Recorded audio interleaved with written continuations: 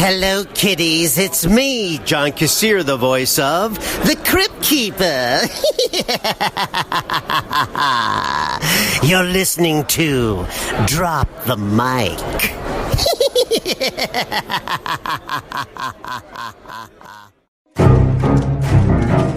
Sergeant Ed Exley, son of the legendary Preston Exley. Must be a hard act to follow. I'm Officer White. You have a thing for helping women, don't you, Officer White? Go get yourself fixed up. That obvious, huh?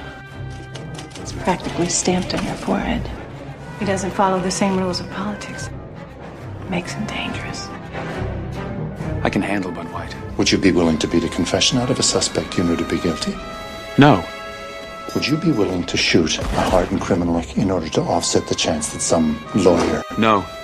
Would you be willing to plant corroborative evidence on a suspect you knew to be guilty? No. Oh my God! How's it gonna look in your report? It'll look like justice.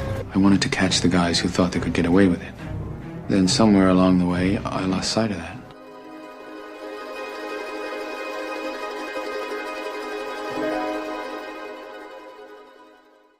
Welcome back to our humble San Diego podcast. We're your hosts, Wesley Swanson and Chris Pawlak, and this is episode 335. Would you like to tell them your title? Off the record, on the QT, and very hush-hush. Where we will be talking about, or taking a break from our spooky programming for a little discussion on a film from 1997 called L.A. Confidential.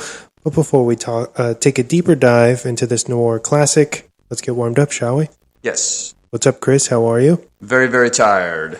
As you know, been very busy the last month. Working on a different project at work, so I'm working longer hours, and was lucky to get my notes together, and was lucky I even got a chance to watch the movie before we sat down to do the show, and I just finished it a little under an hour ago. It's crazy how the time flies by so fast in between the shows. We only do this for everybody out there. Me and Chris only get together once a month. Yeah. Give or take. And the time flies by where you would think that we would have a lot of time to do research, and then it just like creeps up so quickly. Yeah. Somehow. Like I was telling you, I'm usually at my desk for some part of my time, and that's where I do a lot of the note taking. And for the last month, I've barely been at the desk. I just got lucky last week that I had a few days where I had 3 or 4 hours at the desk for a couple of days, 2-3 days in a row, and I just plowed through and did all my note taking and research then.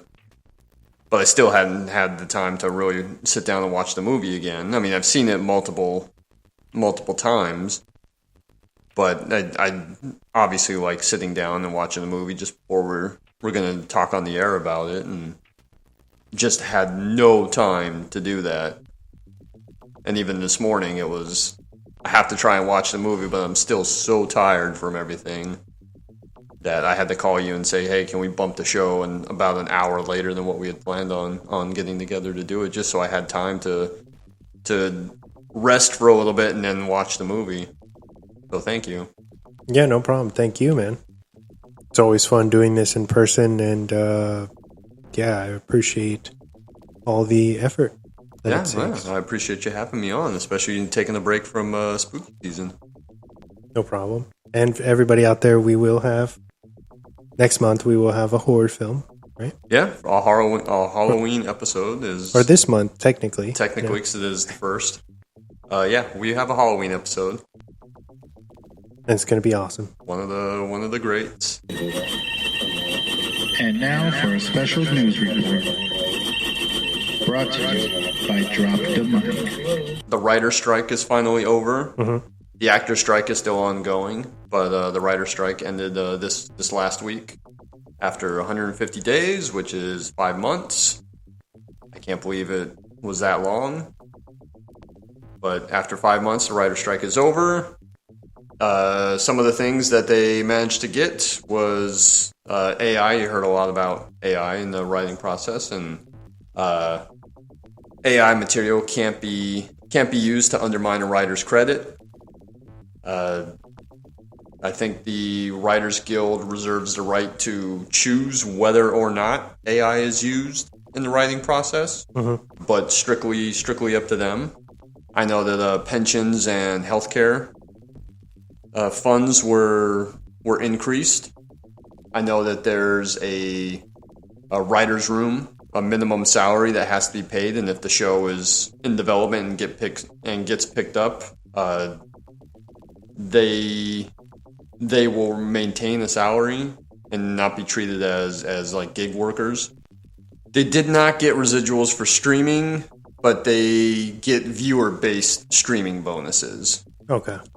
So I think within the first 90 days of release, the streamers have to be transparent with how many views they got, and then the writers will be paid based off of that, or we'll get they're already paid, but we'll get some kind of residual payment or bonus payment based on that. So I'm glad that it's over, but with the actor strike still ongoing, I don't know if that still is putting things on hold. My assumption would be is that it is. So hopefully the actors are able to reach an agreement and get what they're asking for, and then we can get some stuff back on track. And I can see Dune. Oh yeah, right. But that's all I have. If you have more, please share. Yeah, just a couple things that I thought were pretty interesting. So, to kind of piggyback off of the writer's strike has come to an end, and with that, I guess Marvel is taking steps to meet with potential screenwriters for future X-Men projects now. So, hopefully we can get some good stuff coming down the pipe, if you're into that sort of thing, you know. And then, although I know you didn't like Sicario 2, which was the Day of the Soldado. No, I don't like it. Apparently, a 3 is coming. That's fine. Like I'm all for it. It was just like the tone of the second one is so different from the first one. And the first one's pretty fucking good. And the first one's a masterpiece, but you don't have the second one does not have that kind of audience surrogate character with Emily Blunt, who was you're way into that story in the first film. I guess the third part is supposed to still kind of be based around Benicio's character, Alejandro, I think his name is. And now it's time for the weekly recommendations. Because I've been busy, I haven't had a whole lot of time to watch, but I do want to shout out Reservation Dogs, which just had its third and final season end, I don't know, last week, I believe. Oh, it's over. Yeah, it just ended, which I haven't watched the third season. I want to do a complete rewatch when I have the time again, but I do want to shout out that show and tell everyone to check it out if you haven't seen it. Very, very good show. I'm sad that it's ending, but from what I understand, it kind of goes out very strong. And, you have great shows. They don't all need to go on for 10 years, 2, 3, 4 seasons and out. That sounds good. So, highly recommend that show. Definitely check that one out. And something else that I want to shout out, which was on HBO Max originally, then got canceled, then Starz picked it up. They just ended their second season. I'm hoping they do a third, but it was actually a pretty fun, enjoyable show called Minx. About like the creation of a Playgirl type magazine.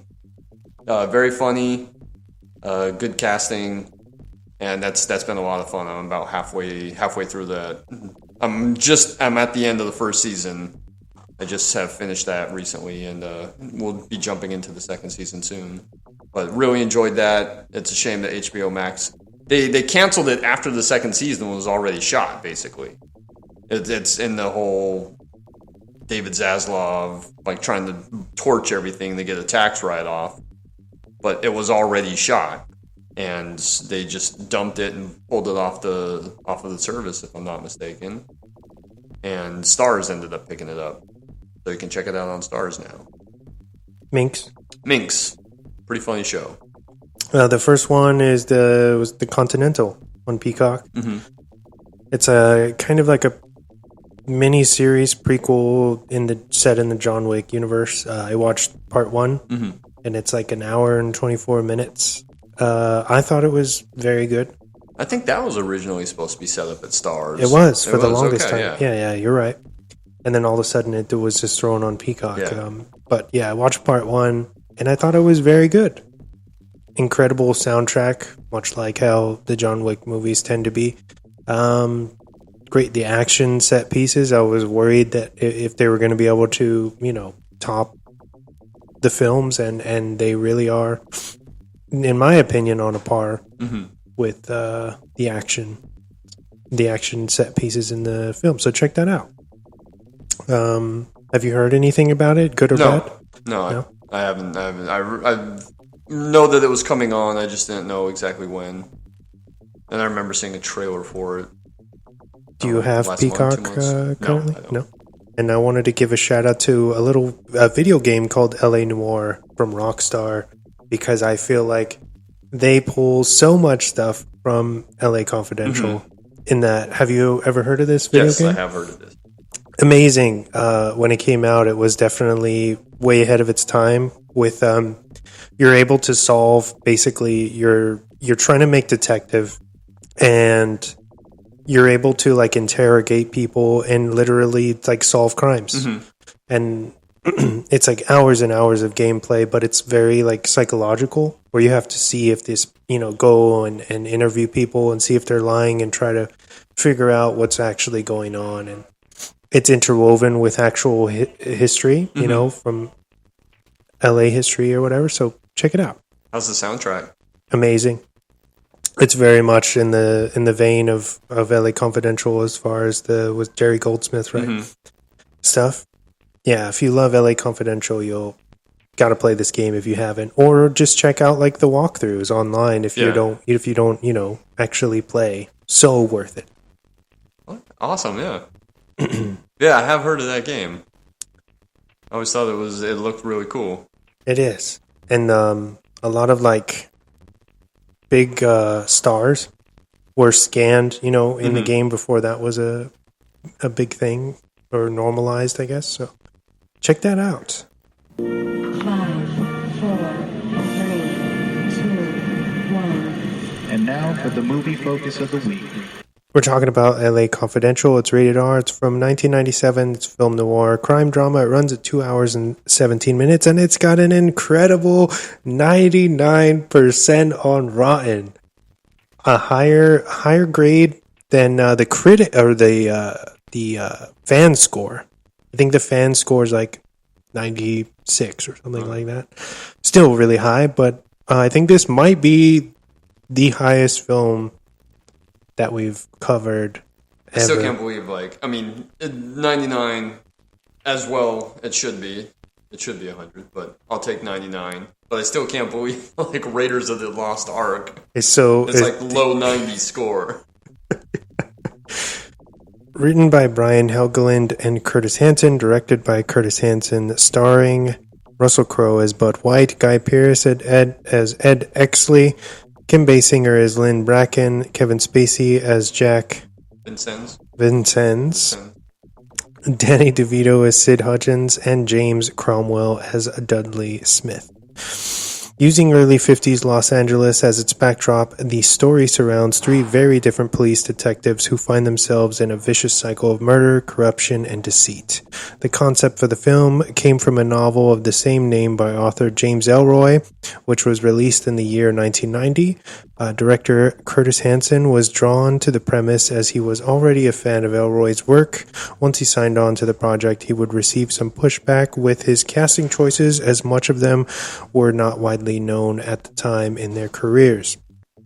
During the writing process, screenwriter Brian Helgeland was a big fan of the author as well and made it a mission to work on the script. However, he was shooed away from Warner Brothers for being an unknown as well, but was able to connect with director Curtis Hanson after he had been hired to direct, and the pair developed a working relationship, fleshing out the adaptation together over several years. LA Confidential was first released in the U.S. on September 19, 1997, and managed to pull in $126.2 million worldwide against a budget of $35 million. Overall, the film is able to capture that genuine thrill of the noir style with familiar faces and epic performances that are matched by an evenly impressive soundtrack by the late Jerry Goldsmith. The themes of corruption and honor are timeless and shine through on screen. If you have not seen this film in a while, or maybe even at all, we can't recommend seeking it out enough. Streaming now, currently with the Plex app, or purchased digitally for $4.99 with Apple. 5 pairs of glasses out of 5. Thank you. I like the 5 pairs out of glasses. It's always fun. They make a big thing of telling Ed to ditch the glasses, and then twice when he's about to get into the shit, he doesn't have his glasses on, and he's looking for them.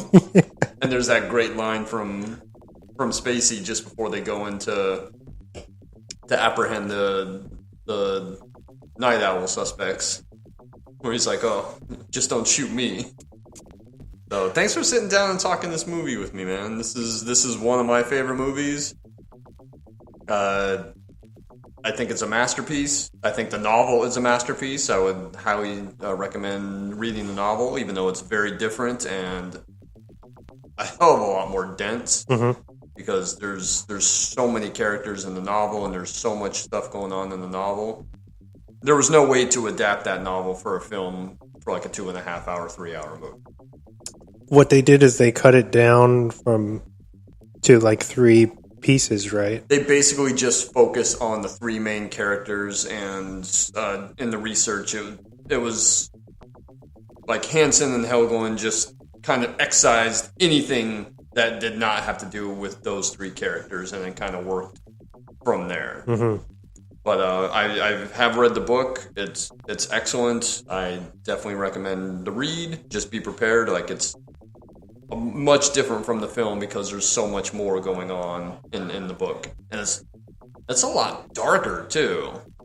There's a lot of fucked up stuff that happens in that book, and I got some good quotes from Elroy on it too. So we'll probably hop into that later. But yeah, like.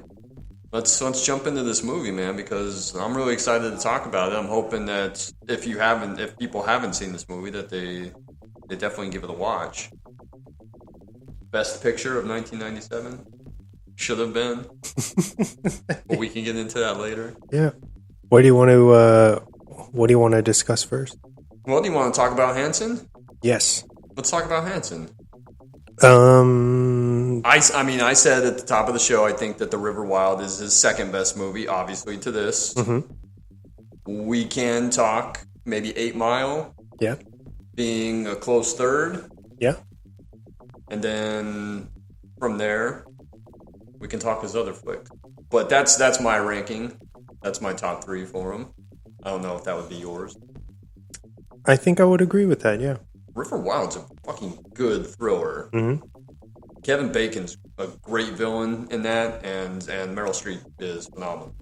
And then it's John C. Reilly, right? John C. Reilly is Bacon's partner. God, I remember seeing that when I was so young. But it's great. Yeah, it's good. I just rewatched it not too long ago. It's super original, like a crime film taking place in nature. Mm-hmm. It's awesome. And it's got some great stunt work in it. Yeah. Some good cinematography. Yeah. But what about some of his other flicks? And the Rocks to Cradle. Oh, amazing. That's a good thriller. Bad Influence. I don't know if you've ever seen Bad Influence. Is that with Gael? No, that's with James Spader and Rob Lowe. Okay. It's like late 80s. Very good movie. Kind of a psychological thriller. Hot take. I don't really care for Wonder Boys. Movie with Michael Douglas. And Tobey Maguire. I don't think have I seen that? 2000. Yeah. I was very meh on it, and even the second time I watched it, I was like, yeah, I just don't care. It's got a solid cast. It's got like a pre-rehabilitated Downey in it, who gives a pretty solid performance. And Michael Douglas is good in it, playing that type of character, but honestly, I don't really care for it. But the movie that he makes after that, called Inner Shoes, with Cameron Diaz and Toni Collette, I liked a lot more. With that being said, let's drop a spoiler alert here right now. For LA Confidential, we are going to be spoiling what is pretty much a mystery thriller, right? Yeah, but if you haven't seen it, that's on you. That movie's 25 years old. True. And if you haven't seen it and you don't want it spoiled, don't listen to this episode till you watch it. Yeah, go watch it. Yeah. Because it's... Press pause and go watch it. Go watch it right now. And then come back.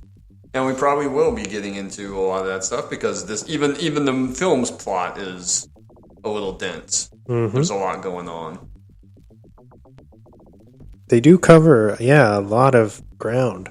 When this movie was released, I remember getting a lot of comparisons to Chinatown, which is another very, very twisty noir film. So that should tell you that it's not a very simple story, and one thing leads to another, leads to another, leads to another, and then you kind of find out, like, the whole conspiracy comes together at the end. What do you think about them not wanting Russell Crowe or Guy Pearce? Well, I mean, I get it, because at the time they were unknown. I think Crowe had been in The Quick and the Dead. Mm-hmm. I think that was the only American film that he had been in up to this point. Mm-hmm. And he's a little unrecognizable in that, because no one had ever seen him before. I didn't even know that was him, even after I watched LA Confidential, until I went back and rewatched The Quick and the Dead a little bit later. And was like, oh shit, that's Russell Crowe. The first time I saw that movie, obviously I had no idea who Russell Crowe was, because that was the first time I'd ever seen him in an American film. But I get it, because both of them were unknown. I mean, Guy Pearce was kind of just starting out himself. Mm-hmm. The only big movie he had at that point is The Adventures of Priscilla, Queen of the Desert. And even that, like, it's an Australian film. You'd be unfamiliar with him. I read that Curtis purposely didn't watch that. Yeah, because he didn't want that to influence his casting of Pearce. Yeah. Which is good, because I think both of them are phenomenal in the film. Mm-hmm. You know, for kind of the first time that we're really seeing these guys. And, I mean, he fought to get them, and he was right. Did they have anybody? They kept saying big stars, but did anybody come up in your research of who they wanted as an alternate? For Bud White, for Russell Crowe's role, I have Michael Madsen. Makes sense. Or Mel Gibson, which definitely does not make sense. Mel Gibson? Mel Gibson for Bud White. I can see that. Like, it what works is because they're both unknown, is you don't see the movie star. And like, pretty young. Yeah.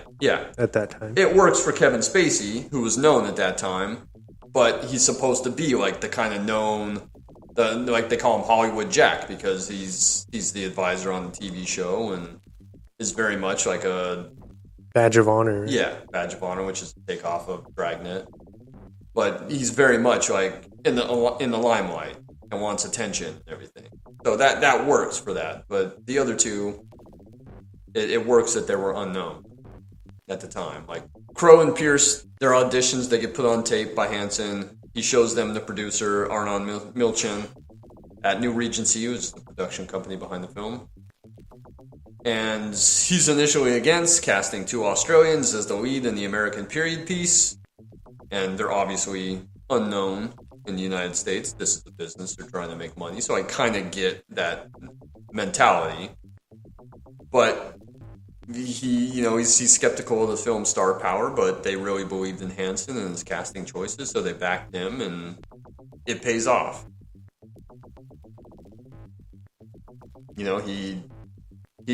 Hansen wanted to cast him because he wanted to replicate the experience that he had reading the book, where you don't like these characters at first. I mean, White's basically a thug, and Exley's straight arrow. I'll do anything to get ahead. By the book. Yeah. But you want them. You start to sympathize with them as you go along and get into the film. And he didn't want actors that audiences already knew. Mm-hmm. So, like I said, that worked. And because, as we mentioned, like he has Spacey for Jack Vincennes because he's a movie star among the cops, and he felt that Spacey had that charisma to pull it off, and he could play that man that was behind the veneer, someone that kind of sold out why he became a cop for the attention. And then, as he says later on, when Exley asks him, why he became a cop, that he doesn't remember. And yes, we're going to talk about Kevin Spacey in this because he's in the movie. I think he's phenomenal in the movie. We're only talking about him within the context of this film. We're not going to talk any of the other stuff, and I'm not going to condone any of the other stuff. But as far as this movie goes, we'll be talking about him, and he is very good in it. We had this discussion years ago when you and I talked about Seven. Mm-hmm. Mm-hmm. That's true. So he did get top billing, even though he's in it less than Crowe and Pierce. And I think he gets top billing because he was a recent Academy Award winner. That's probably the real reason. He's the known name among that cast as far as the three leads go. Also, he has a pretty cool death. He's got a great death scene. Because it's out of when you're watching it for the first time, you're like, "What the holy shit?" It's very sporadic. It happens, and a piece of information that he has, he uses against the person that shot him. Mm-hmm. And then that leads Exley to know that, okay, I know who's behind his murder. The clue. Yeah. And that's why when he drops the name, he's like he's kind of like laughing. Yeah. About it right before he dies. Awesome. Yeah, because he knows that that's gonna fuck the guy that shot him. And since we're talking spoilers, the guy that shoots him is Captain Dudley Smith. Mm-hmm. James Cromwell, who's another actor who's been in 100 things that you've seen a million times before, and is fantastic in this movie as well, as everyone in the cast is fantastic in this movie. But yeah, he's already kind of a shady character from the jump. Just the way he wants to use Bud White. Bud White is his muscle. And I mean, in the first few minutes of the film, he's telling Exley, like, don't go for detective. Yeah. You're not cut for this kind of work. He asks him all the questions, like, would you be willing to be the confession out of a suspect? Would you be willing to plant evidence? Would you be willing to shoot a man in the back? Mm-hmm. And Exley answers no to all of those because he's obviously a good police officer and by the book and very straight. And when he says no, he says, then don't become a detective. That right there, if you pay attention, is the big bad is giving himself away. Yeah.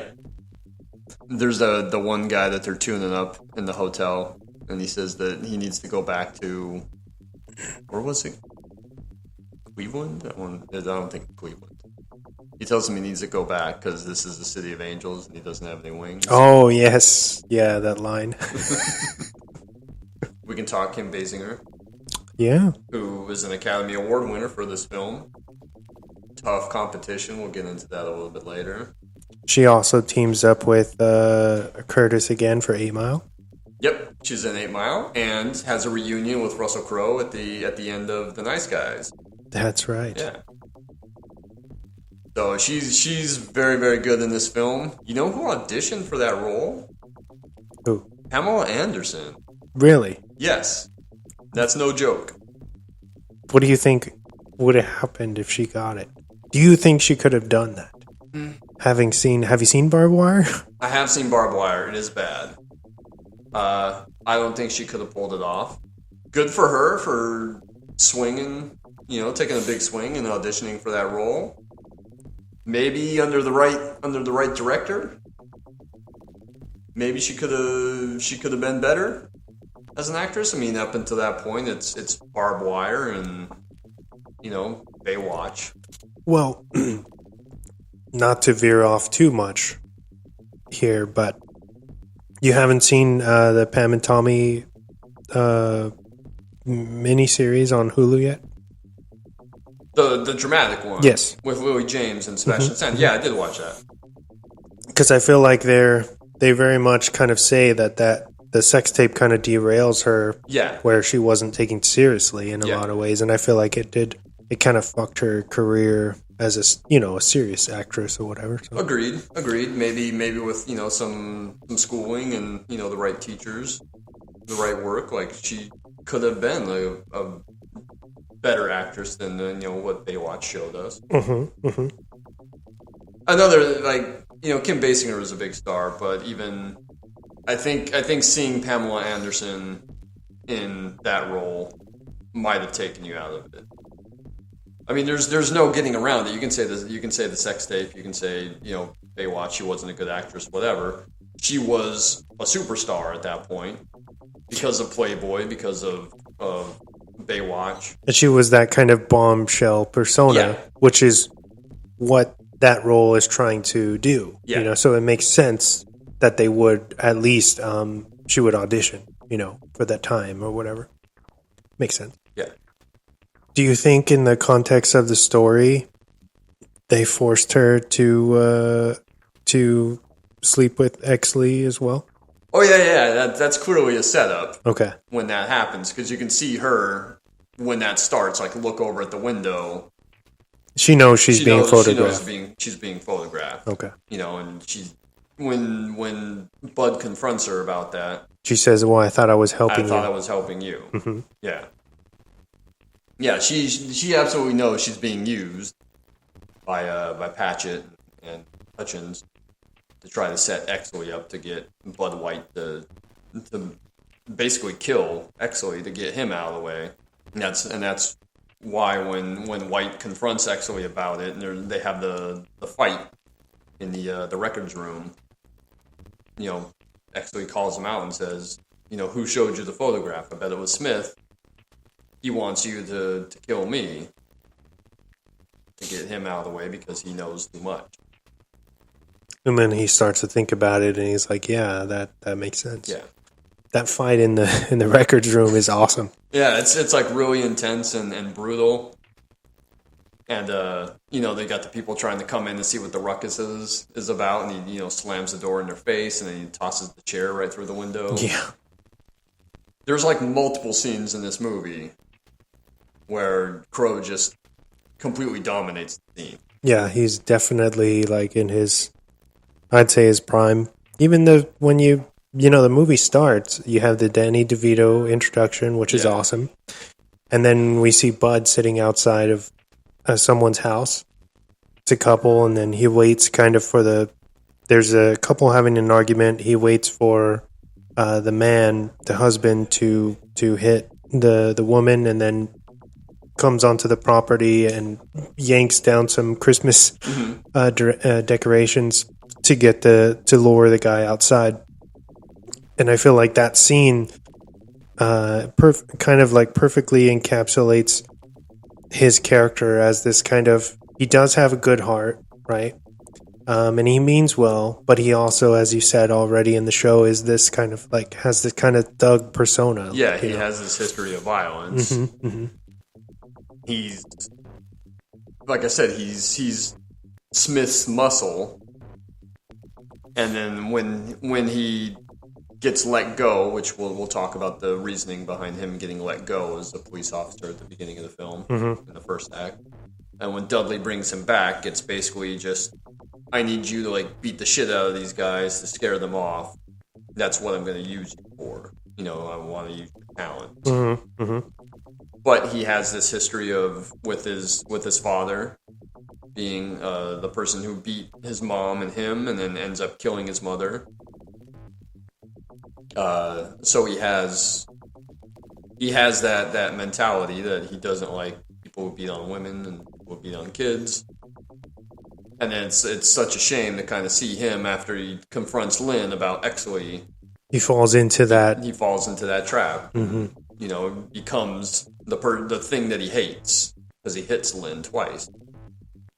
And then he kind of catches himself, and that's why he leaves, right? Yeah. You can't really say that there's a lead actor in this because, you know, it's a threesome. But if I had to pick someone, it would definitely be Crow, just because he just, like I said, he dominates every single scene that he's in. Just his physical presence, even though he's not real. You can tell he's not really like a tall guy, but he's big and he's stocky, and I think his body language really sells that he, you know, someone that can lay you out easily. Are you, would you say, is this like your favorite piece from him? From Russell Crowe? Probably. Are you a big Gladiator guy? I like Gladiator. I don't think that he should have won an Academy Award for it, though. Well, so you think it's like it was overhyped as far as that? I don't think his performance in Gladiator is as good as it is in The Insider the year before. Okay. He's fucking amazing in The Insider. He should have won for The Insider. Gotcha. Unfortunately, he loses to Kevin Spacey for American Beauty, which is a movie that you and I have talked about before with DJ, which is not a good movie. Mm-hmm. Gets so much hype, and nobody gives a fuck about it. He's widely regarded as a very overrated movie and a very overrated Best Picture winner. Spacey's okay in it, but he's not nearly as good as Russell Crowe is in The Insider or Denzel Washington is in The Hurricane that year. My favorite might be LA Confidential, but being a Michael Mann guy, I do love The Insider, and I think he's so fucking good in that movie. I'll probably give the edge to that film over LA Confidential as far as Russell Crowe performances go. And then, of course, The Nice Guys, because I love The Nice Guys, and I think he's great in it. Have you seen, what is it, The Next 3 Days? I have seen The Next 3 Days. That's a pretty solid flick. What about his more obscure stuff? Like, have you seen Romper Stomper? I've seen Romper Stomper. That's the movie that Hansen hires him for LA Confidential off of. Mm-hmm. I have seen that. I mean, yeah, I've seen a shit ton of Russell Crowe movies, but I'm trying to think of like what performances stand out to me. 310 to Yuma? He's great in 310 to Yuma. That's Mangold. I mean, we'll talk Mangold a little bit later. That's a fantastic Western, a movie I think is better than the original, that a remake of. Okay. Same like with like True Grit, where you prefer the Coen Brothers, right? I prefer the Coen Brothers. I don't know about 310 to Yuma, but True Grit is based off of a novel, and then I know that the Coen Brothers version of that film skews a lot more closer to the novel than the John Wayne version does. Gotcha. But yeah, the Coen Brothers version is light years ahead of the John Wayne version. In my research, even for LA Confidential, I still see people say that this is like a cult classic, and I'm just like, it was a big hit. It was nominated for something like 11 Academy Awards, and that it doesn't have like a cultural footprint the way that it should. Are you kidding me? And I was like, what are you guys talking about? It's one of the best movies. Also, it was selected, right, by the film for the film preservation. Yeah, Library of Congress selected it. Mm-hmm. Yeah. That's why I was like, what do you guys... It was a pretty big hit, and, you know, got a lot of Academy Award attention. It just, unfortunately, came out up against Titanic, or didn't come out, but was up against Titanic for the awards, and just Titanic was a cultural phenomenon. It just steamrolled everything. Yeah. And the fact that this got made for $35 million is it looks so big. Yeah, it looks big. A period piece is always going to be expensive. Mm-hmm. But I think they kept the budget low because they filmed in a lot of locations that they didn't really have to dress up a whole lot. Because the architecture was already kind of there. Yeah. And even the only real set that's built for it is the Victory Motel set. Mm-hmm. Mm-hmm. Everything else is an existing building that they just used and, you know, dressed up a bit. I'm wondering if, you know, something like Once Upon a Time in Hollywood, like how much production design is actually there, like set-wise, like what they had to build, or did they just dress up existing locations already? That's a good question. Because that's another movie that's a period piece that takes place in Los Angeles. And was just shot in Los Angeles, Yeah, right? it was shot in Los Angeles. Getting travel all over the country, finding, good locations that say this is LA. But yeah, the LA Confidential, the only thing is Victory Motel that was actually built. And it's cool because a lot of that architecture and the old restaurants and everything, they look great on screen. We brought up Michael Mann, so I'll say this. His cinematographer, Dante Spinotti, is the cinematographer of LA Confidential. But he's shot so many of Michael Mann's films. He wanted to compose all the shots as if you were taking still photographs. Mm-hmm. So a lot of those, the camera setups and the shot are meant to kind of evoke still photographs, which is what Hansen was referring to visually when he was trying to pitch the movie. He was showing a lot of photographs of like old Los Angeles and old movie stars. He said something also about kind of shooting, like, even though it's the noir style, still shooting kind of contemporary, right? Yeah, because he didn't want it to be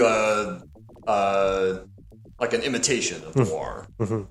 That can kind of seem cheap and everything. So he says, yeah, like we'll shoot it like a modern film, but we'll compose the shots like they are a noir.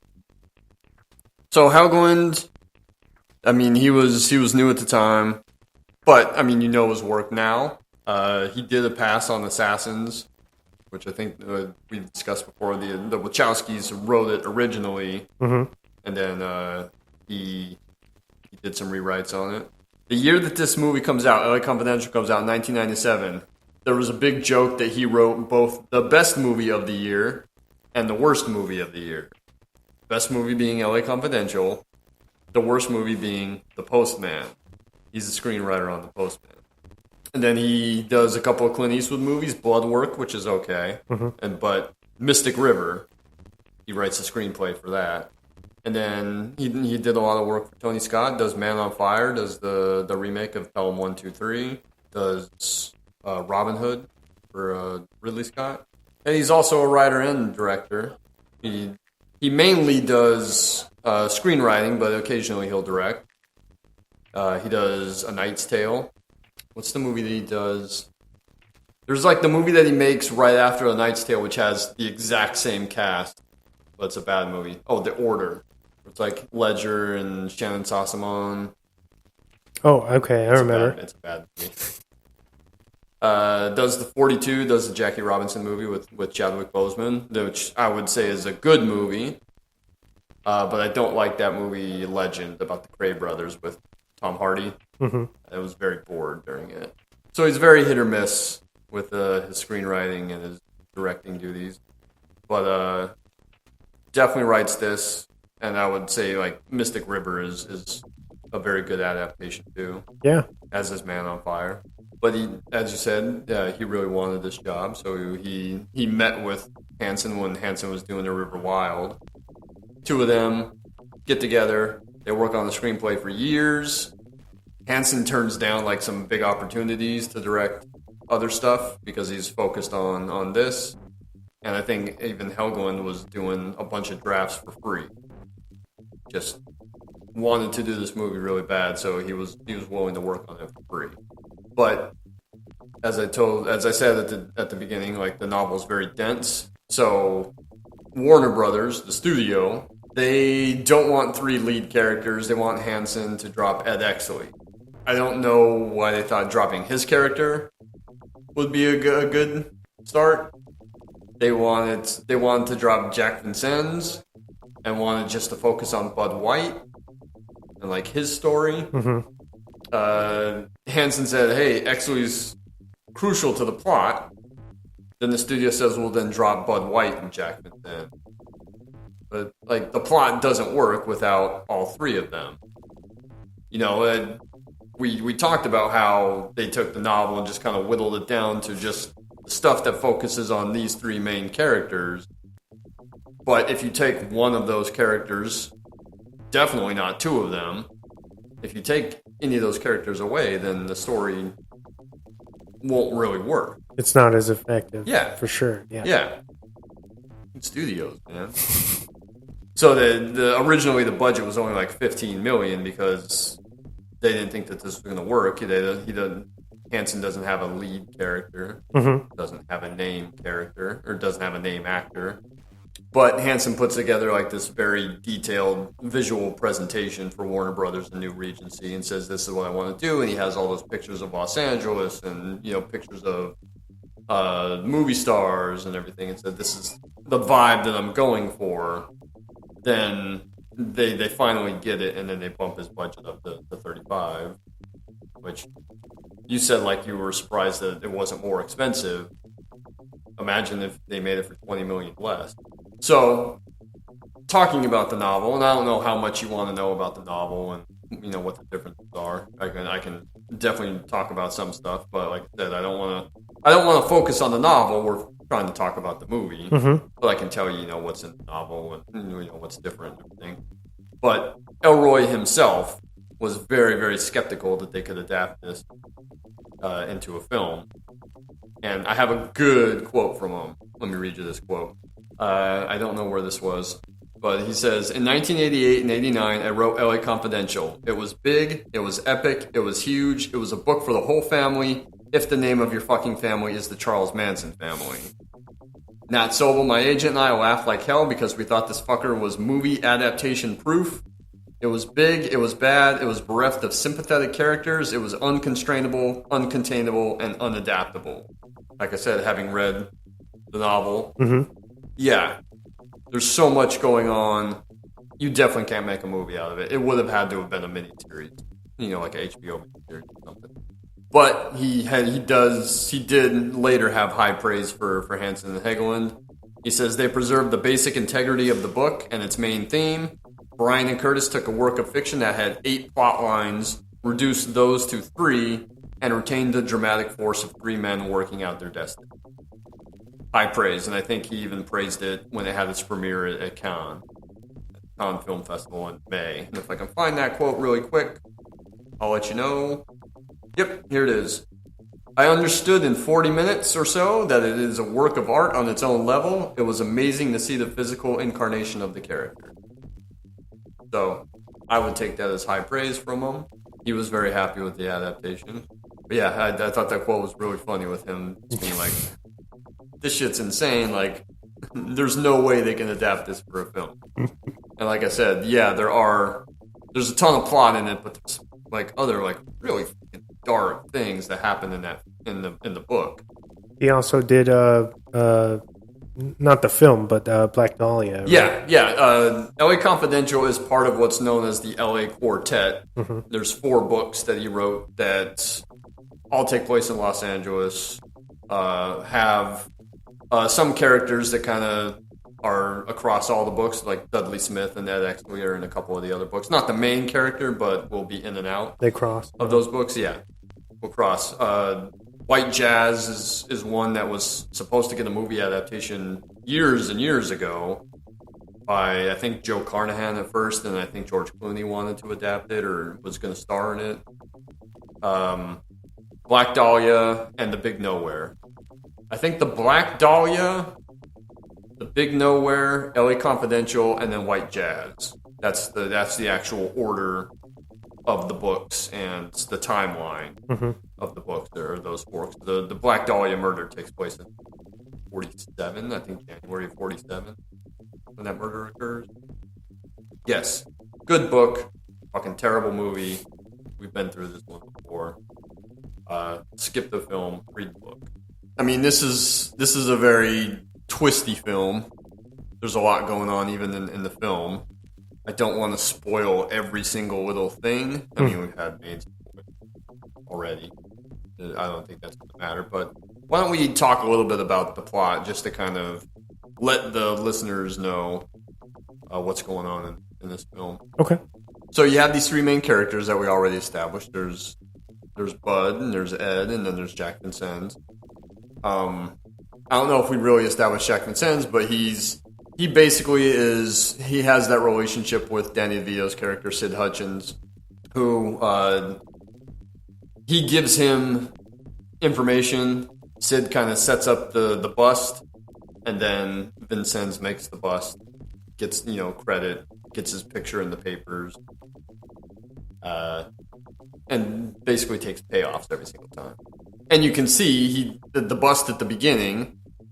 He has this, and he takes he has money for the two officers that are going to be involved in the arrest, and he has money for the watch commander. The watch commander happens to be Exley. And when he tries to give Exley the money because of Exley and who his character and his persona is, he doesn't want it. It's not necessarily a bribe, but it's money that he didn't earn. So he wants to stay clean, doesn't want any part of that.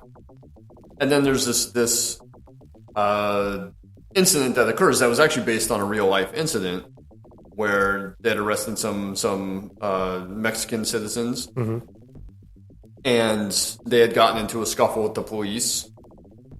It was just a minor scuffle. Both officers were just fine. But as you see in the film, as in real life, the story gets blown way out of proportion, where it's like, these guys got beat up so bad. Like, I heard this guy got this, and this guy got this, and this guy's about to die, and all that it like stirs up the cops, who are all drunk because it's a Christmas party, who go down into the basement and start beating these guys up while they're in custody. And then that creates a huge, huge scandal. Then you have photographers there. Yep, you have the photographers. They're doing the story. They're interviewing Ed.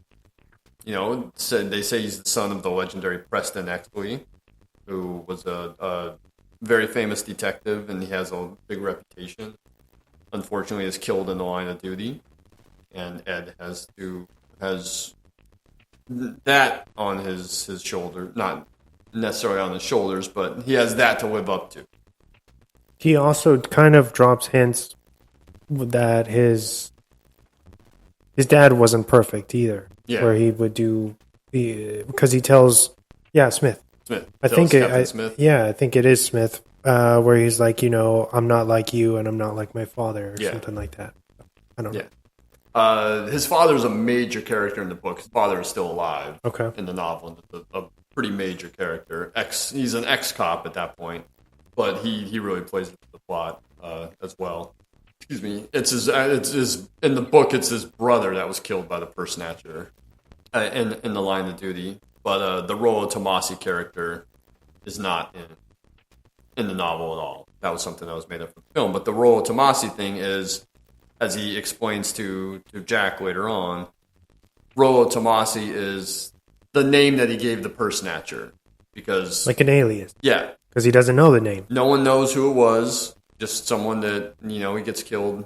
Preston Exley, his father, gets killed in the line of duty. And whoever did it got away, never arrested, never found. And Exley creates this Rollo Tomasi character to kind of be the stand-in. He's the guy that did this. He's the guy that gets away with everything. And then that's when Jack is shot by Smith and realizes that Smith is the one that's behind this conspiracy. That's why he, mentions Rollo Tomasi. So that gets Smith thinking, well, who's this guy? And he brings it up with Ed later on and says, one of Jack's in his notes or one of his contacts was a Rollo Tomasi. Does that name mean anything? And then at that point, Ed knows that Vincennes was tipping him off in the moment of death. That Smith is not to be trusted. Mm-hmm. But we talked about the guys getting beat up in custody. Let me give you a rundown. This is because this was an actual thing that happened. They only were like the cops in the film and in real life had only received minor injuries, but because it's blown way out of proportion by the drunk officers at the Christmas party, they severely beat these guys in custody. And it was only after protests from the Mexican American community that the LAPD actually did anything about launching an investigation into the incident and firing people that were involved and disciplining others that were involved. So, it's funny that even back in the 50s, as it is now, like kind of like it's not really a big deal until someone made a big deal about it. Yeah, you have to protest and fucking ruffle feathers. Yeah. To get progress. Yeah, but in the film, what happens is, you know, these characters are there's a big discussion about, you know, what needs to happen. No one wants to talk, but Exley is all talk, you know, because he's doing the right thing. Everyone else is trying to protect the other cops. But Exley says, people need to swing for this. You know, you fire Stensland, who is Bud White's partner. You fire Bud White. He's a thug.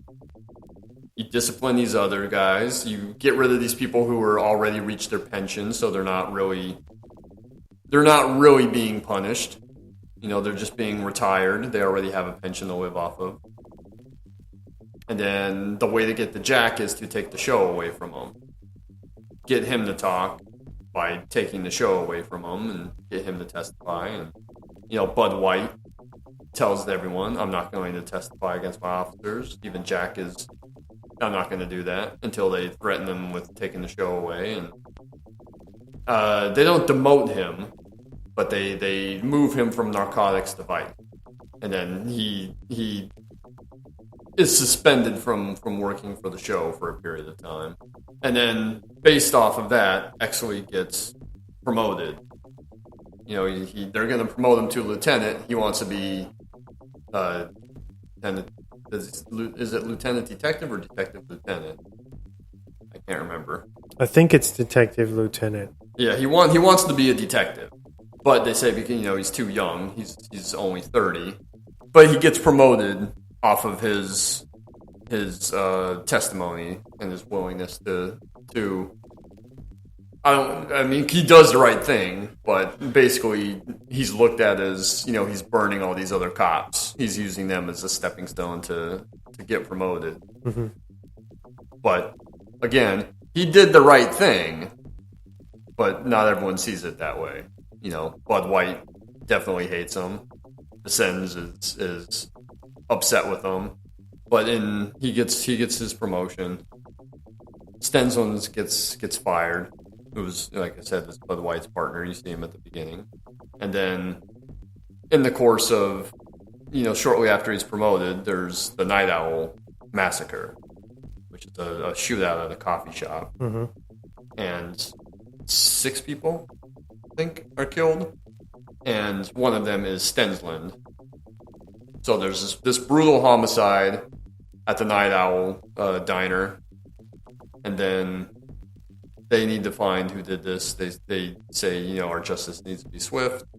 So Exley wants the case, even though Smith is trying to take it from him.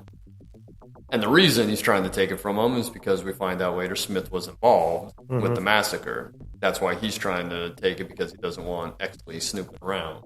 But because Exley was first on the scene, he's the guy who should catch the case. They get a tip that, you know, there was these 3 black guys that were firing off shotguns in Griffith Park. Shotguns were used in the crime. They must be the suspects. So they go to arrest them, and Exley goes. He grabs Vincennes to help him. And when they get there, there's like 2 other cops there, and they're like, "Oh yeah, we found all these shotguns in the car." And you get the sense that Exley and Vincennes interrupted what was about to happen. Mm-hmm. You know, which these 2 guys were setting these black guys up because, let's face it, in that time period, it was like, oh, we could set these guys up. No big deal.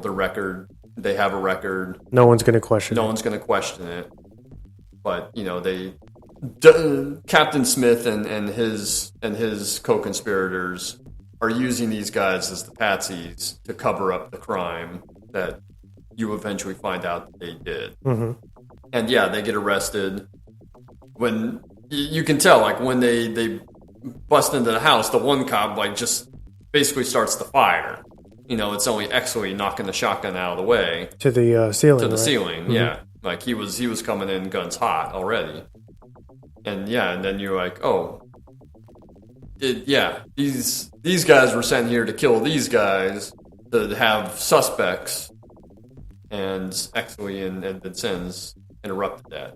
So now they're arrested, and while they're being interrogated, Exley's doing the interrogation, trying to play each one of them, off the other. Something's not right. They're talking about a woman and everything, and you realize they had raped a woman. That's what they think that they're in for, when in fact they were arrested as being the suspects in the Night Owl murder case. But that's a phenomenal scene, the way that Pierce is working all three of those guys.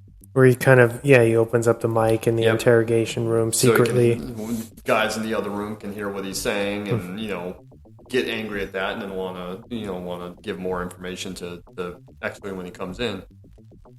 But Pierce is so good in that scene, and then you can hear them when they finally start talking about the woman.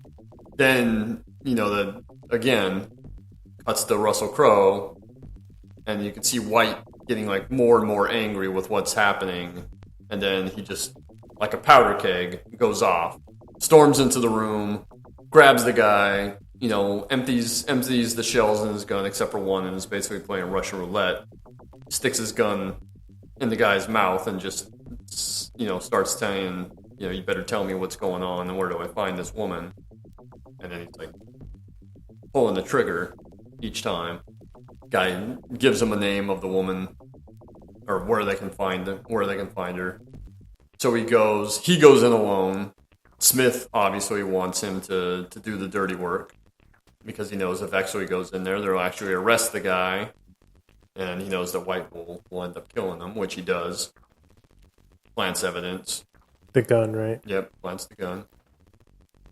And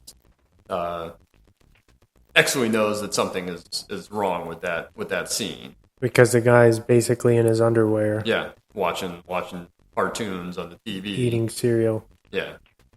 And happened to have the gun next to him.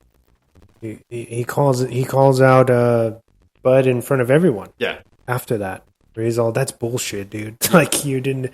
Yeah, like, he's like, what look like, the guy sitting there, like, in his underwear watching TV, and White says, it'll look like justice, which is what he got. Mm-hmm. And that's another great scene, as is the scene in the beginning when the cops are being interrogated about the Bloody Christmas incident, where you can see the differences between the two men, where Exley, very by the book, knows something's wrong. This guy, no matter what or who he was, he deserved to be arrested and have his day in court, have a case brought against him. White just didn't think the guy deserved to live and ended up killing him. He was reacting also to he had just seen the woman tied up to the bed. Yeah, she's tied up to the bed, severely bruised, severely beaten. So while they're out there, they get the news that the Night Owl suspects have mysteriously escaped custody. I don't think it's ever said in the film, but again, they didn't just like get up and walk out the door. They had help, because they knew that the more these guys talked, it would be found out that they're not the Night Owl suspects. Mm-hmm. So they get mysteriously let go. They escape. And then Exley goes back through the records of the interrogation and finds out, like the guy's his drug connection, because they were like all hopheads. Mm-hmm. Hopheads, I'm talking like a 50. I'm using Sid Hutchins' words. They're all hopheads, so he finds out where their connection is, and he goes there and he grabs one of the guys that was one of Dudley's guys, the guy that's there when they arrest the suspect originally, that comes in blasting, brings him along, and they bust in on the guys. They, and everyone's like, whoa, like, don't shoot. And the beer bottle gets knocked over by accident, and that sets the one guy off. The one cop, he blasts one of the kids, and then the guy whose home it was ends up shooting that cop. I want to say it was Carlisle. I think it was the guy's name. Mm-hmm. Killing him. Yeah, killing him. And Exley Exley has no choice but to open fire on them. Shoots one guy, blasts him through the window. Shoots the guy that shot the other police officer, and then chases the third down the hall into the elevator. And in what I think is a super effective scene, he just kind of sticks the shotgun through the closing door and fires, but you never actually see the remains. Yeah, you never actually see what it looks like, and I thought that's a great call. Is just show the look on Exley's face, and he's very much kind of that might have been like the first person. Well, not the first person who killed the other two, but the first time he's ever had that violence. First time he's ever killed people. Especially, you have to think about what that, like a shotgun would do close range in an elevator shaft. Yeah. The ricochet effect, everything. And in the movie that already has, violence in it. Granted, not a lot on screen. Yeah, it's very classy throughout. Yeah, it's not super gory or anything. But yeah, like it's an effective move by Hansen to not show it, and I think it's more effective to just show Exley's reaction. But all of a sudden, Exley's a hero. Mm-hmm. He killed the Night Owl suspects. Gets a medal of valor for it. Everyone kind of goes back to what it is they were doing. The Night Owl case is solved. Bud White is still beating guys up for Smith. Sends us back on the show. Everything back to normal. I think all three of those guys know something's wrong. And Bud starts a relationship with Lynn Bracken, who is a high-class call girl who works for Pierce Patchett, who is David Strathairn's character, who had just worked with Hansen on The River Wild, and who's very good in that movie too. But his whole thing is based on a Hollywood legend, a real Hollywood legend, where there was a club that had call girls that had plastic surgery alterations to look like famous movie stars. And Lynn Bracken's thing is she looks like Rita Hayworth.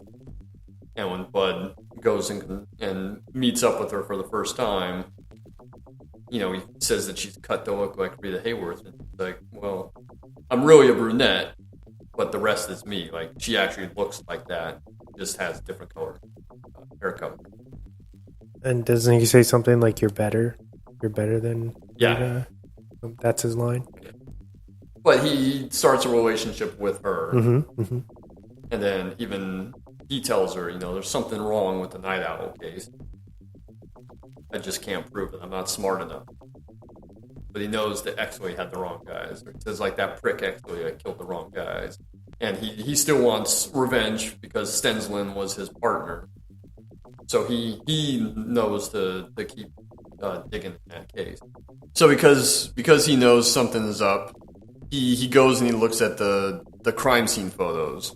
And he finds out that Stensland was sitting down at a table and was with someone, was with a woman. But there was only two women included in that murder, one of which was the waitress, another was a woman by the name of Susan Lefferts, who was a hooker, who you meet in the very beginning at Christmas when he confronts, he sees her in the car, looks like she's been beat up, even though she hasn't. She's just had plastic surgery to look like, whoever it was. But he recognizes her as the girl that he saw at the beginning and thinks that was the woman that Stensland was with. So he goes to her mother's house and gets a confirmation that it was Stensland, but while he's in the house, he notices that there's like a towel stashed in front of one of the doors, and the mom keeps kind of looking back at the door, so he gets suspicious about that. And when he opens the door to investigate, there's a bad smell coming from there. And the mom's like, oh, it's just a rat that died behind the wall. But him being a detective knows that's not a rat. It's something much, much bigger. So he crawls underneath the house, finds a body, which is another really gross scene in the movie. There's like rats all over it. When he pulls the blanket or the garbage bag or whatever it is, like over, when he exposes it, it's like all not mummified, but like sunken in. Yeah, like the flesh is all rotted. It's very gross. And that's it's supposed to be Buzz, right? That's Buzz Meeks, who was Stensland's old partner, someone that you met in the beginning too, the bodyguard to Pierce Patchett, the guy that starts to give Bud a hard time, and then Bud, disarms him and puts him up against the car, and then you get Stensland saying, "Oh yeah, like I kind of recognize that guy," playing it off like he doesn't know him, which White later finds out that they were partners. It's actually who finds out that they were ex-partners. Mm-hmm. And then he ends up going because Bud doesn't tell anybody about the body he's found. Yeah. He takes that information and just runs with it and stays quiet. But Exley is trailing behind him, finds the body, has it exhumed, and he's like, keep this between us. Yeah. Let me know who this is, And, yeah. And he finds out it's Busby, who was an ex-cop, and he was Stensland's partner. Yeah. And then he says he has Bud tailed, right? Mm-hmm. Because of that. Yeah, that sends tails Bud. Mm-hmm. Now you start getting deeper into that, and you find out like it was about heroin. They had ripped off Mickey Cohen, who was a big-time, real-life Los Angeles gangster. Mm-hmm. Isn't that Sean Penn in the Gangster Squad movie? Mm-hmm. He's Mickey Cohen, right? Who's a real-life gangster. Ended up going to jail for tax evasion, I believe, much like Al Capone. But you see in the beginning, he gets arrested and goes off. The guys are still there, and then you see these short clips of guys getting machine gunned, and you have Sid's narration for the magazine playing over that, which he runs like a scandal magazine. But you have his narration, and you see scenes of these guys getting machine gunned, and then after one of them is killed, like you see the heroin being stolen. And then you find out that these guys were in this conspiracy where they had stolen heroin from Mickey Cohen and were trying to go into business for themselves. Mm-hmm. And then during the confrontation that they have, Exley and White says, I think that Stens had killed Meeks over heroin. And then Stensland was killed by Smith and his guys over that same heroin. When Exley and Vincennes get a little too close to Patchett because he's involved, because he runs this service, but also has like it doesn't really come into play in the film as much as it does in the book, but there's like a big pornography ring thing going on. Jack stumbles across it when he's in with Vice for those couple of months. Patchett is involved. He has the Fleur de Lis Club, which is the club where that's based on the Hollywood legend where all the call girls were cut to look like movie stars. He sets up one of like some small time actor. He sets him up with the DA because Sid says the DA is a homosexual. We can set him up, and we can have this guy take the fall. And Jack sets up the kid, but then has a change of heart when he's in the bar, goes to stop the kid from going through with it, and unfortunately the kid is already dead. So he's very guilty over that. He wants Exley's help to solve that case if he helps Exley not reopen, but investigate further into the Night Owl case. And then you find out, after Jack's death, that the kid was killed because he'd overheard the confrontation between Smith and the DA about the heroin, and they were going to blackmail him using the homosexual angle. Mm-hmm. So he wouldn't prosecute them, but because the kid overheard it, that's why the kid was killed. Smith wants to set up Exley. That's where it comes into play, where he has him photographed with Lynn, which he knows will drive White over the edge, and hopefully White will take care of Exley, and then Smith will, do whatever to get rid of White. But they set up Sid and have Sid involved, and White beats up on him, and then Sid admits that he has blackmail photos of Lynn and Exley. So after White leaves to confront Lynn, then they kill Sid, And they're basically just tying up all those loose ends now. Everyone who knew anything about any of that, Sid, they killed Sid because he's the one that set up the kid with the DA. They killed Patchett because he was the one that had the kid and had him set up. Exley and White, after their confrontation, they team up. They find Sid dead. They find Patchett dead. They know. They have Lynn picked up to protect her because she knows she's one of Pierce's girls. They put her under an alias, right? They put her under the alias. White wants Exley to go talk to her because he's still ashamed of what he had done, hitting her. And then there's a good little exchange between them when Exley sees Lynn and he asks, he sees her face is bruised up and he asks if she's okay. And she says that she is, and then she looks at him, bruised up face as well, both done by the same guy. She asks, are you okay? And he said, yeah. And, he says, Bud hates himself for what he did. Even though she probably shouldn't, you can tell that, not that she understands, but that she's willing to forgive Bud because she really does love him. Mm-hmm. They know that she's safe, and then Exley gets a call saying that, White wants to meet him at the Victory Motel. White gets the same call saying Exley wants to meet him at the Victory Hotel.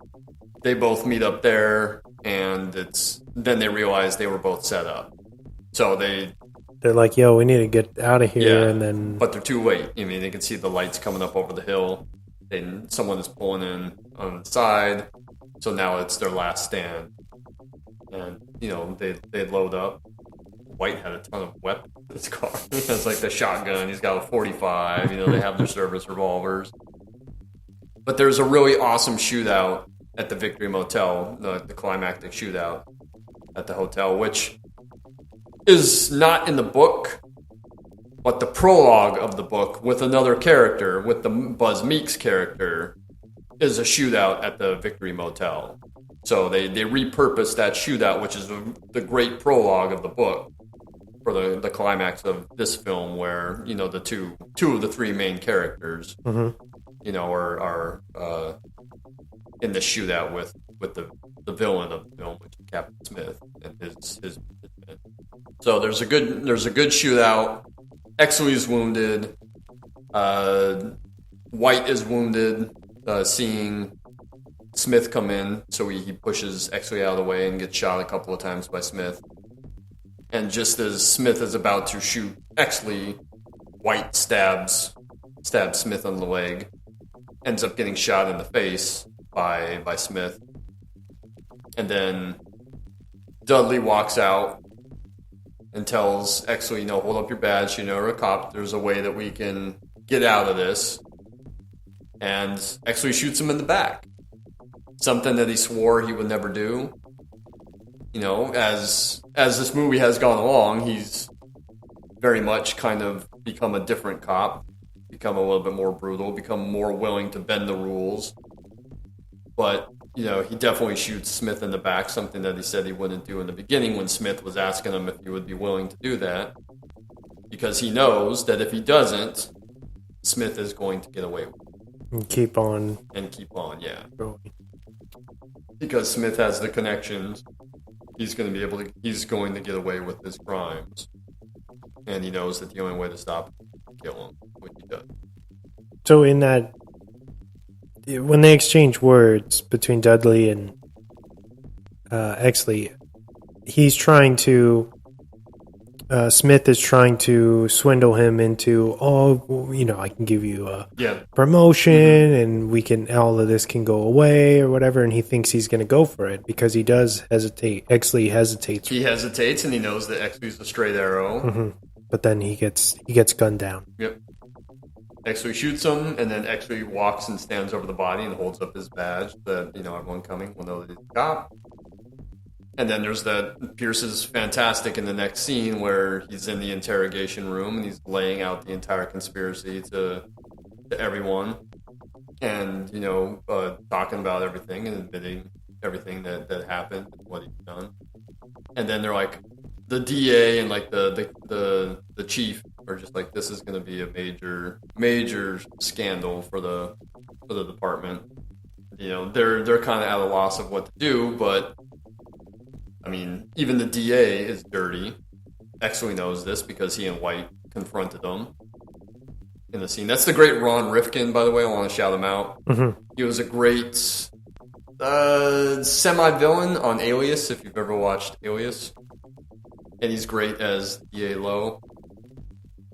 We were just talking about A Star Is Born last night. He has a cameo in A Star Is Born because he and Cooper both did Alias together. Mm-hmm.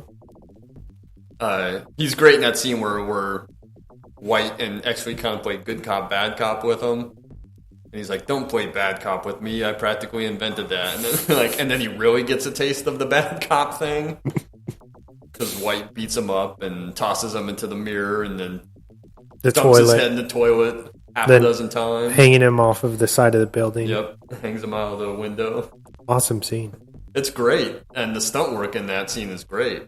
And then after he pulls him in, he's like, He's all like curled up on the floor. Yeah, because he's like, don't threaten me. When they ask him about the actor, because the actor was set up to meet Lowe, he's like, oh yeah, he's just another guy, and a dozen of them or hundreds of them come off the bus every single day. And then White turns it around on him when he saying, oh, I know you're the guy with the juice, but you'll be out of here. And there'll be a dozen guys waiting to replace you tomorrow. They just don't come off the bus. That's a good line, too. But, he knows that he's... Exley has dirt on him, so he's kind of forced to play ball, and then Exley has that smile. And they're like, what are you smiling about? And he's like, oh, you're going to need a hero. Someone who, like, broke this case and, like, brought down this conspiracy. And you're going to need a couple of them, setting him and White up to be the heroes of this. After Exley lays out that entire thing, they know that they have to protect their image. So they're like, oh yeah, all this happened. Smith died in the shootout with the conspirators. And Exley gets another award. And then at the end, there's that good moment between him and White. Lynn comes to see him. She has White, she has Bud in the car. They're going to go off to Arizona together, which is where she's from originally. Because the way that Smith shoots White in the face, you think that he's dead. Yeah. Right? And then, he shows up at the end and you're like, oh shit. Yeah. But he doesn't talk because he's got his jaw wired shut because he got shot in the face. Mm-hmm, mm-hmm. But, there's that moment between him and Exley, which is a great little bit between Crow and Pierce where they just kind of look at each other and, White offers him his hand. They shake hands, and that's how the movie ends with Bud and Lynn driving off together to go live their life. Which is very similar to how the book ends, except Smith is still alive, basically getting away with it. Mm-hmm.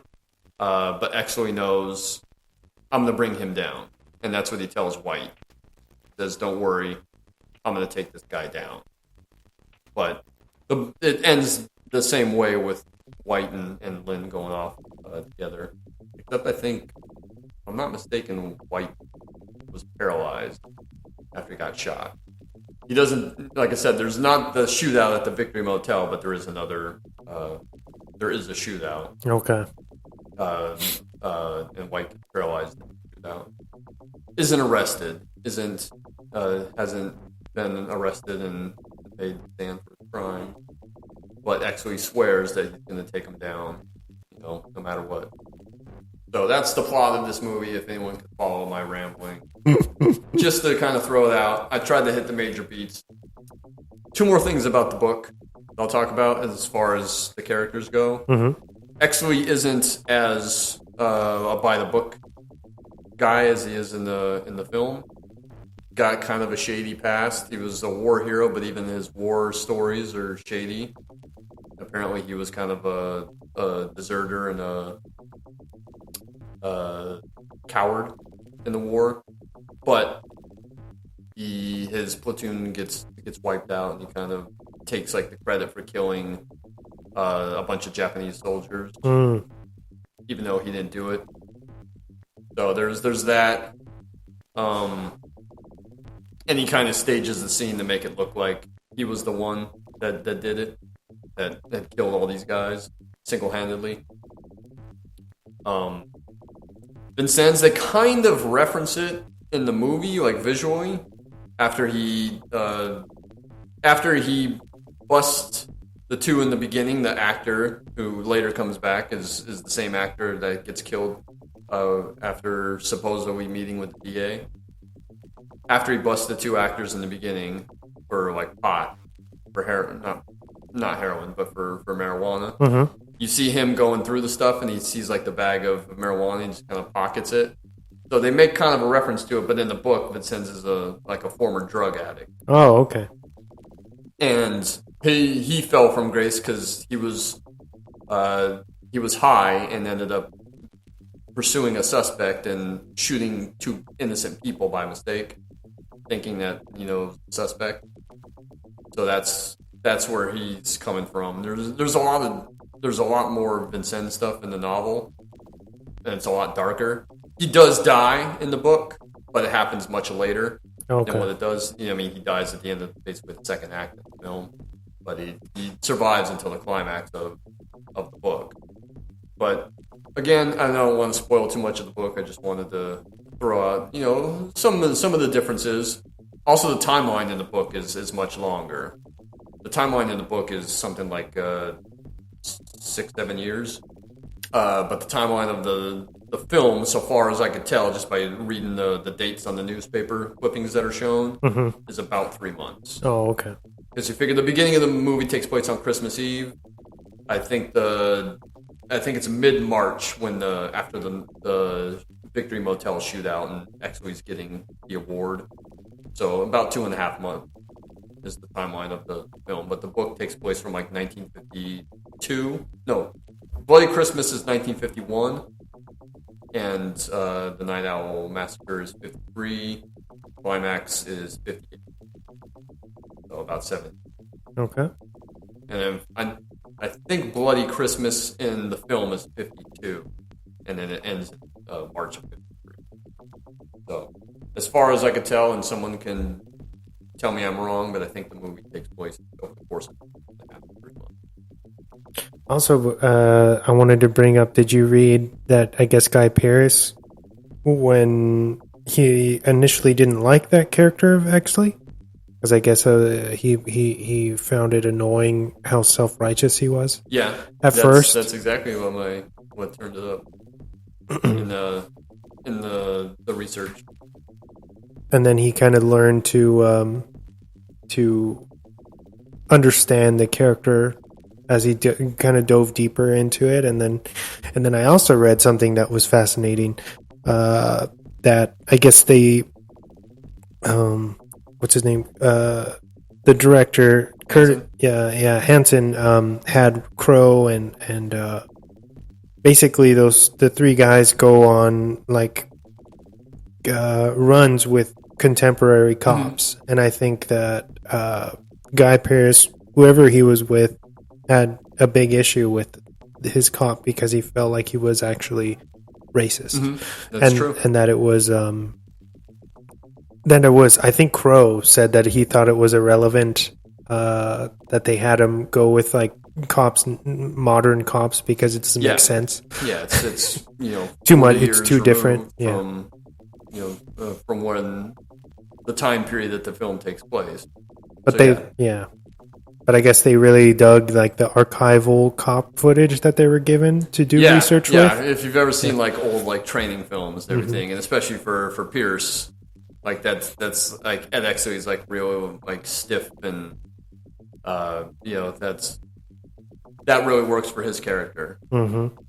Stiffness and woodenness about these people. The quote is, there was a real sort of stiffness and a woodenness about these people that he felt that Exley also had, and that's why he really was drawn to the training films. But yeah, that story about him riding with the cop and thinking like, this guy I'm riding with is super racist. That's true. Crazy. things never change, huh? Yeah, unfortunately. So, what else about the film? Anything, or you want to get into some critics? Another thing I just wanted to focus in on real quick is how impressive that these, Crow and Guy Pearce are Australian, right? They pull off flawless American accents. That's exactly what I wanted to point out. Is amazing. You can't tell. Yeah. Yeah, and at the time, obviously, when I had first watched the movie back in 97, I had no idea who those two guys were. Mm-hmm. I just assumed that. I didn't find out till later that Crow was Australian, and then I can't remember. I don't remember, the next movie I even saw Guy Pearce in. Well, I mean, he doesn't have a terribly big filmography even right now, right? Yeah. Rules of Engagement, maybe, was the first big movie. That's 2 or 3 years after LA Confidential that I remember seeing Guy Pearce in. What's that Western he did? Proposition, yeah. The Hillcoat movie, right? The John Hillcoat movie. Mm-hmm. Great movie. We talked about that when we did the Rover last year. Memento, obviously. Yeah. I think by Memento, I finally figured out that he was Australian, or I learned that he was Australian. But I didn't know that at first, and I didn't see Priscilla, Queen of the Desert until, many years after. I think that he should be a way bigger star than he should is. be. He definitely should be. Did you like Animal Kingdom? Have you seen Animal Kingdom? Animal Kingdom's great, yeah. Yeah. I think we talked about that when we did the Rover as well, because that's the show. Yeah, he definitely should be a bigger star. He's always very good in it, even if the movie itself isn't. I think he's very good in Prometheus, even though I was going to say Lawless, because he's a total weirdo in Lawless. Lawless. But that's another Hillcoat movie. I mean, he even has that cameo at the end of The Road. Mm-hmm. Mm-hmm. But yeah, I agree. He definitely should be a bigger star. But he also seems like he kind of just does a movie if he wants to do a movie. Maybe he's doing that. That's how he prefers it. I don't know. But I mean, he made. Both you and I had watched Mayor of Easttown. What was that, last year? Whenever that show aired. And he's in that, even though his character doesn't have a whole lot to do, but because he knew Kate Winslet and, was good friends with her, he just kind of did that as a favor. Mm. He was just I don't really need to do this, but, I'm doing something for a friend of mine, and I'll pop up. Yeah. He's great. Russell Crowe is phenomenal in it. And Spacey and Kim Basinger, Danny DeVito is very good. Cromwell, again, always makes a pretty good villain when he wants to be. Did you see this in theaters? I did, twice. Twice? Yeah. Saw it on its initial run, and then they brought it back because of the Academy Award run. Mm-hmm. So when it came back, I took my dad to see it. And then I was telling Joel, because Joel and I both worked together at the theater at the time. I was telling him, I was like, yo, you should check this movie out. It's really fucking good. And LA Confidential is one of his all-time favorite movies now. And he's like, dude, every Christmas I watch that movie because, it takes place. Oh, yeah, that's right. That's right. Even though I've said before, that's his go-to Christmas movie, but it's only the very first part of that film that takes place at Christmas. But he's like, oh, yeah, every Christmas I watch that movie. And he absolutely loves it. And I think it might be his favorite. Or it's in his top 3 for sure. If it's not his absolute favorite, I know it's in the top 3. But yeah, I had seen it originally, and then what was that? That's 3 times, actually. Took my dad to see it, and was telling Joel about it, so he and I ended up going. But when they brought it back for the run, the Academy Awards run, the print was all fucked up. It was all scratched to hell. Did your dad enjoy it? Yeah, liked the movie a lot. Yeah. But let's hear some of those critics. I have a lot. I won't read every single one of them. But as you said, has a very, very high critical score on Rotten Tomatoes, and here's some of the best ones. By the way, again, This was the number one movie on the poll of like the best Los Angeles movies, or the ranking of the Los Angeles movies that we talked about last month. It was number one? It was number one. Okay. Best Los Angeles movies. It's always funny that they're like, oh yeah, these are the best Los Angeles movies, even though most of these films don't really show Los Angeles in a great light. You know, a lot of them are crime flicks. So I'll start it off with the big guy, Roger Ebert. 4 out of 4 stars, called it one of the best films of the year, saying it was seductive and beautiful, cynical and twisted. Later, when he included it in his great movies, he wrote that it was film noir, but more than that. Unusually for a crime film, it deals with the psychology of the characters. It contains all the elements of police action, but in a sharply clipped, more economical style. The action exists not for itself, but to provide an arena for the personality.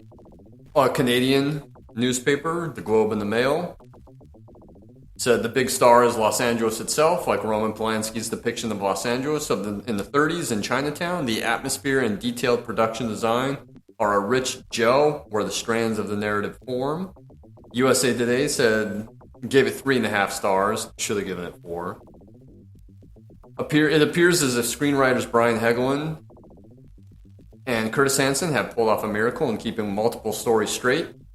Have they ever? Elroy's novel has 4 extra layers of plot and 3 times as many characters. The writers have trimmed unwieldy muscle, not just fat, and gotten away with it. Again, like I said, the novel's very big, very dense, but they condensed it into these 3 characters and then got rid of a lot of the extraneous stuff revolving around those three characters. The Independent wrote, in fact, it's a very well-made and intelligent picture assembled with an attention to detail, both in plot and characterization, that you might have feared was all but extinct in mainstream American cinema. Movies for adults. These are a thing. They should make more of them. Stop making fucking comic book movies. I like to think that bubble's going to burst eventually, and it kind of seems like it's getting close to that, since everyone... There's a fatigue happening, I feel It seems like a lot of people were talking shit on the Marvel movies lately. Like, they're not nearly as good as they should have been. I think that Guardians of the Galaxy Volume 3 might be the exception to that, because that was very good. We'll talk about that in a couple of months when we hit the year end. There's a great scene I want to shout out. I totally forgot about it. Where X-Wing and Vicen's go into a restaurant to interrogate Johnny Stompanato, who was a real character. He was dating Lana Turner, and they make a joke.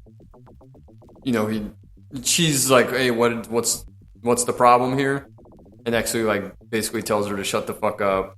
You know, a whore cut to look like Lana Turner is still a whore, and she's like, "Who the fuck do you think you are?" or something like that, and like tosses her drink in the face. Or tosses the drink in the face because Vicens is like, "Oh, that really is Lana Turner," and he's like, "Wait, what?" Yeah, he's like trying to stop him. Like Spacey's trying to stop him. He thinks that it's an impersonator, and it's really her. It's really her. But there's that. He's trying to stop him because he sees what's coming, and actually just isn't paying attention enough. That might be my favorite scene in the whole movie. It's a really funny scene. And then it cuts back to them in the car, and they're just like... They start laughing. Yeah, he tells her, you know, the whore cut to look like Lana Turner is still a whore. And he's like, "Oh, that is Lana Turner." Who, like I said, really did date Johnny Stompanato, and her daughter shot him and killed him. Wow, really? I guess he was getting rough with her at some point, and the daughter was in the area, in the room, ended up shooting Johnny Stompanato and killing him, and getting away with it because it was determined that was in self-defense. But true Hollywood story. I don't think I've ever seen it, but is Hollywoodland a good movie? Hollywoodland is a very good movie. Yeah. It came like after some rough years for Affleck, and then that movie came out, and it was like, oh, he can be a good actor when he wants to be, like, you know, with the right material. And then, like, right after that is when he started to direct. So he kind of had this, like, mini comeback with that movie. I think Hollywoodland is very good. He's great in it. Adrian Brody's great in it. So those are my critic reviews. Like I said, I skipped over because I had a lot written down just in case. But I read some of the major ones to you. Makes $64.6 million domestically. and then makes another 60 plus overseas, so it brings it to, what'd you say, 120, 126. Mm-hmm. So, pretty big hit. Or at least a mid-level hit for its budget here. Because it's already profitable just here in the States. Yeah. Right? Yeah. Surprisingly, did pretty well overseas. Time Magazine, the National Board of Review, the National Society of Film Critics, the Los Angeles Film Critics Association, and the New York Film Critics Circle all voted LA Confidential as the year's best film, with Hansen being named Best Director and his and Helgeland's screenplay being named the Best of the Year. The National Board of Review, the National Society of Film Critics, the Los Angeles Film Critics Association, and the New York Film Critics Circle are what's known as the Big Four of the Critics Awards. LA Confidential is one of only 3 films in history to sweep the Big Four Critics Awards. The other 2 are Schindler's List in 1993 and The Social Network in 2010. Unfortunately, only Schindler's List is a Best Picture winner. Mm-hmm. LA Confidential loses to Titanic. Social Network loses to King's Speech. Never should have happened. The King's Speech is a snooze. Mm-hmm. It's an okay movie compared to what else was out that year? Inception, True Grit, The Social Network. Those 3 movies alone, so much fucking better than The King's Speech. It's like one of those Academy Award bait movies. So yeah, unfortunately, those 2 films lose out to lesser films for the Academy Award. But I thought that was interesting that only 3 movies in history have swept those awards. So, I don't know if I mentioned this last month. We talked about the list of the Los Angeles films that the Los Angeles Times does in 2008. They rank the best Los Angeles films. Repo Man is on that list. I forget the number. Was it 8? Number 8 on the list, if I remember correctly. LA Confidential is number 1. Okay, here's the criteria. According to the Los Angeles Times, the movie had to communicate some inherent truth about Los Angeles and the LA experience, and only 1 film per director is allowed on that list. Still, Heat should have been on the list over Collateral. That's my opinion. As Michael Mann's film. Yeah. But I thought that was funny that they said it has to communicate some inherent truth about the LA experience. And I'm thinking most of these are like crime flicks. They don't show Los Angeles in great light. LA Confidential gets nominated for 9 Academy Awards. They are Best Picture, Best Director, Best Supporting Actress, Best Adapted Screenplay, Best Art Direction, Best Cinematography, Best Film Editing, Best Original Dramatic Score, and Best Sound. It wins 2. It wins Kim Basinger Award. And it wins Hansen and Helgeland for their screenplay. Unfortunately, all the other awards went to Titanic, which is a bummer. Kim Basinger wins over Joan Cusack for In and Out, Minnie Driver for Good Will Hunting, Julianne Moore for Boogie Nights. That's probably who I would have given it to over Kim Basinger.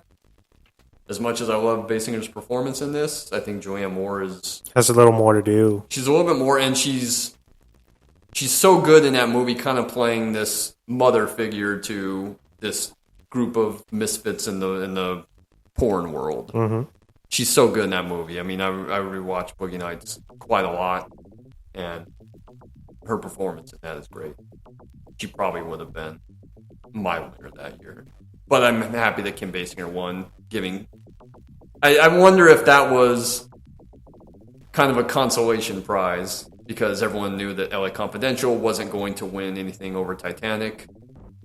So it was, well, you can't argue with that screenplay, and the acting award, the one acting award that it was nominated for, should always go to there. To Basinger. I mean, I think even Minnie Driver is... Minnie Driver's pretty good in Good Will Hunting. Mm-hmm. But, I mean, those are all great performances. I think Gloria Stewart in Titanic, she's the old woman, is kind of a whatever role, too. Is that Basinger's only Yeah, award? Unfortunately. I'm not sure what she's done lately. Can't remember the last thing. And even seeing her in The Nice Guy, she's only in, a couple of scenes. But it is great, again, to see her with Russell Crowe. Mm-hmm.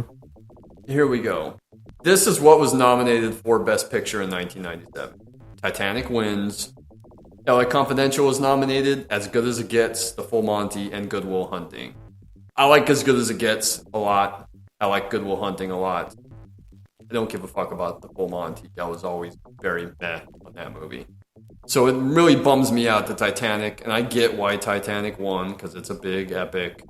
But LA Confidential is so much higher than those other films in terms of prestige and for what that movie pulls off across the board. With the acting, with the direction, with the production design, with the screenplay, everything. Even how it's aged, right? Mm-hmm. I get why Titanic won. There's a good reason why Titanic never got nominated for a screenplay award. It's not a very well written movie. As far as the dialogue goes, I hear a lot of people make an argument for it, that it's a well-written movie because it delivers everything that it should in that type of film, but just the dialogue is terrible in that movie. I mean, the last time that I sat down and really paid attention to the movie, I can't even tell you what the dialogue sounds like, I think I made mention of this when we talked Cameron, when we did Aliens, but I rewatched it. That might have been during quarantine or when I was still furloughed from work and had a lot of time on my hands. I did rewatch it to give it another chance. I had seen it twice before, but I rewatched it because I heard a lot of people making a case for it, especially listening to like Blank Check and everything, and they ranked it fairly high in Cameron's rankings. So I gave it another try, and I watched it, and it's just the first half of that movie is just such a slog, and the dialogue is so bad. And again, you're making two very good actors look bad with that dialogue. Not a fan. LA Confidential wins every single time above this film. Paint me like one of your French films. So, 1997, pretty solid year in film. There's a lot of really great movies that come out. Do you want to know what my 5 movies of that year would have been? Yeah. Can blow your mind, man. LA Confidential, Jackie Brown, Boogie Nights, Donnie Brasco, Copland.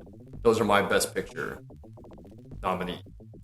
And I think still LA Confidential will win. As much as I love Jackie Brown, and I love Jackie Brown a lot, and as much as I love Boogie Nights because I watch it all the time, Jackie Brown I watch all the time as well. I think LA Confidential across the board is the best film out of it. Go watch this. It's available on it's Plex, a new app where it's completely free. Obviously, you have to go on and see what they have available, but LA Confidential is on there. Really easy to download, or you can pick it up for $4.99 on Apple and have it forever. If digital library is your jam, or buy it on Blu-ray like me. If having a physical media library is your thing. Because this one is one that you should have and collect because it's great. It's a good movie. It moves. Largely perfect. Yeah. A perfect film. What's your teaser for the spooky month? Before I get into that, I do want to say that twice they have tried to adapt this for television and it has failed. Why is that? Don't know. Like, why are you going to adapt this to make like an ongoing TV show?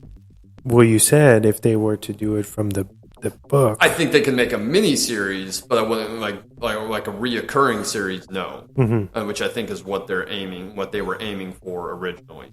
So I think like in the early 2000s, before 24 came out, I think Kiefer Sutherland he might have been playing the Vincennes role in some TV show that they were trying to make. It was like a failed pilot, never went anywhere, and then he ended up getting 24 like the following year.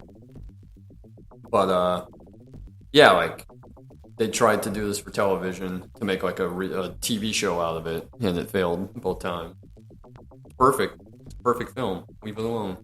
But yes, if they were going to adapt the novel, like, as is, it would have to be like, like an HBO miniseries, like a 10-episode HBO miniseries, and they would probably still dump a ton of shit. But I think the movie is perfect. Again, like, Hansen and Helgelin took what is a very, very big, dense book and condensed it into a movie by just focusing on these three guys and this main plot line. That being said, you want a teaser for next month? I do. Gonna do would you call that a classic horror movie? Yeah. Okay. A classic horror film from a director who has a very distinctive style. I don't want to get too much into that director's style because that might give it away. I don't like giving away things too early. Has a great soundtrack and score. Like a very, I don't want to say unusual, but for his style, has a great score. And the cinematography in that is fantastic. I can't wait to talk about that in this director's work. But it'll be our Halloween episode.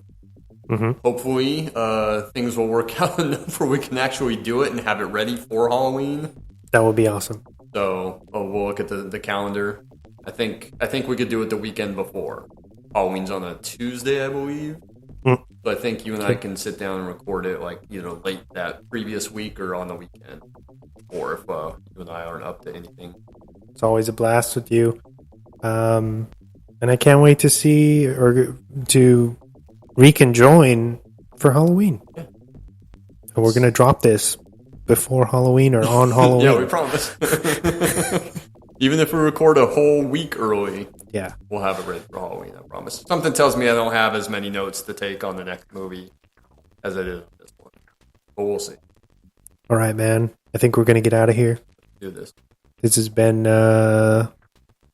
Wesley Swanson and Chris Pawlak signing off, saying good fight, good night. Good night.